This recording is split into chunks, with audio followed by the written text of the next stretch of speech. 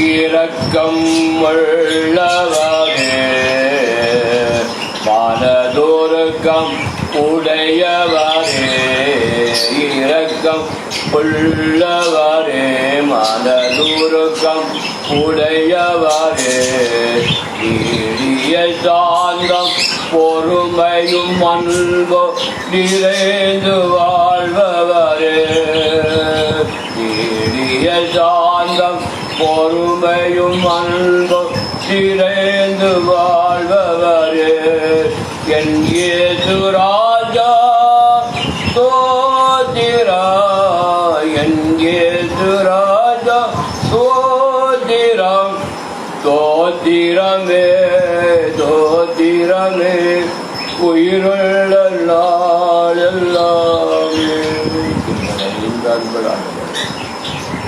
அருமையான வேலைக்காக நன்றியோடு சொல்லிக்கிறோம். இவனோடு பலனோடு இவனை காத்தவர் இந்த நாளிலே கர்த்தாவே சிலுவையிலே மலர்ந்த பூக்களை பற்றி நாங்கள் பார்த்து கொண்டே இருக்கிறோம். சிலுவையிலே மலர்ந்த பூ என்ன பூ? பராமரிப்பு என்று சொல்லப்பட்டிருக்கிறது.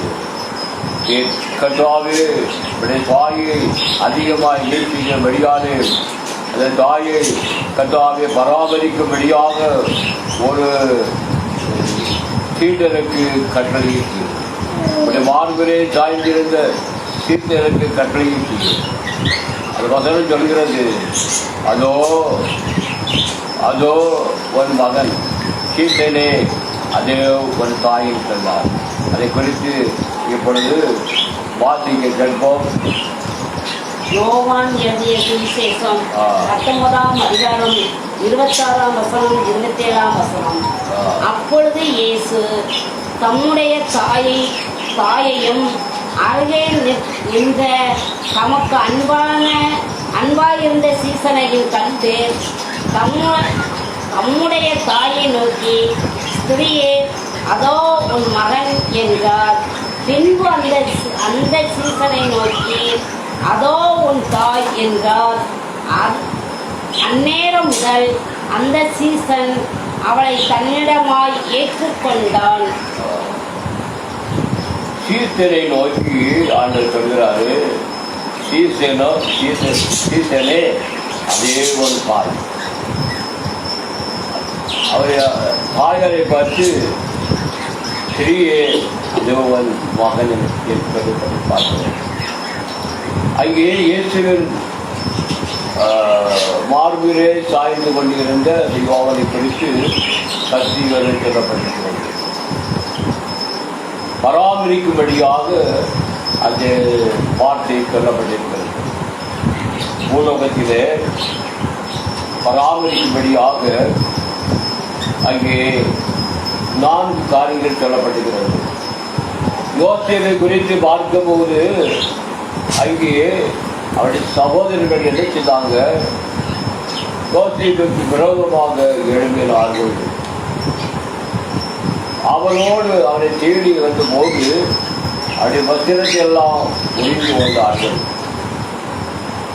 அடுத்தது அவர் கொண்டு வந்த ஆகலத்தை கூட அவருக்கு கொடுக்கல. அவருடைய அங்கியை, பலவர்ண அங்கியை கலைத்து விட்டார்கள். அது மாத்திரமல்ல, அவரை ஒரு தண்ணீரால் குழிக்குள்ளே போட்டு விட்டார்கள். இதை விட கொடுமை, இஸ்ரவேலுக்கு 20 வெள்ளிக்காசுகள் விற்று விட்டார்கள். கொடுமையான செயல்களை செய்ததை பார்க்கிறோம். ஆனால் அந்த யோசிப்பு என்ன செய்தார்? அங்கே அவர்களை பார்க்க வருகிறார்கள். பயப்படாதிருங்கள், நான் உங்களையும் உங்கள் பிள்ளைகளையும் பராமரிப்பேன் என்று அச்சமாய் கொடுமையான துரோகம் செய்த சகோதரருக்கு ஆண்டவர் அந்த யோசிப்பு பராமரிப்பு கொடுத்தான் என்று வேதத்தில் வாசிக்கிறோம். பயப்படாது இருங்கள், நான் உங்களையும் உங்கள் பிள்ளைகளையும் பராமரிப்பேன் சொல்லி அச்சமாய் பேசிட்டு போஷித்து அங்கே பராமரிக்கிறதை பார்க்கிறோம். ஆண்டவர் அதை பராமரிக்கும்படியாக அங்கே வைத்திருக்கிறதை பார்க்கிறோம். இரண்டாவதாக ஒரு பராமரிப்பு குறித்து வேதத்திலே எழுதப்பட்டிருக்கிறது. யாருக்கு பராமரிப்பு கொடுத்தார் என்று வேதத்திலே சொல்லப்பட பார்க்கிறோம். அப்படி தாய் தகப்பனுக்கு பராமரிப்பு தர வேண்டும். வயதான காலத்திலும் அவர்களை முதியோர் இல்லத்தில் சேர்க்காதபடி அவரை வைத்து அவரை பாதுகாக்க வேண்டும் என்பதை ஆண்டவர் விரும்புகிறார். பராமரிக்கும் தேவன் அவர் நம்மோடு கூட இருக்கிறார். சிறுவனை காக்கிற தேவன் நம்மோடு கூட இருக்கிறார். அது மாத்திரமல்ல, இரண்டாவதாக சார்பாத் விதவியை அங்கே காண்பிக்கிறார். உன்னை பராமரிக்கும்படிக்கு இந்த விதவைக்கு நான் கட்டளையிட்டேன் சொல்கிறார்கள். இந்த விதவைக்கு கட்டளையிட்டு அந்த தீர்க்கதரிசியை அங்கே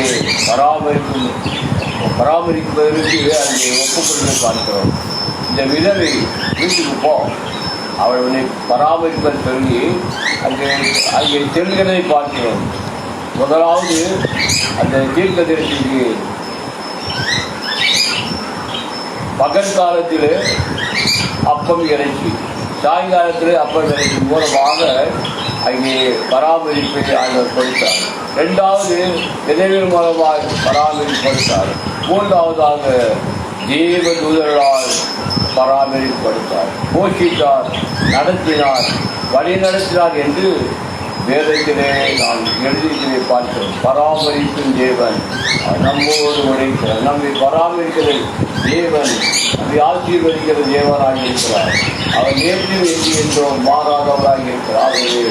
அவருடைய பெற்றோரை நாம் பராமரிக்க வேண்டும் என்பதை ஆண்டவர் விரும்புகிறார். ஆகவே பெரிய அதோ என் மகன், சீதனே அதோ என் தாய் என்று சொல்லப்படி பார்க்கிறோம். ஆண்டவர் விதமாக பராமரிப்பதற்கு ஒப்புக் கொடுக்கிறார்.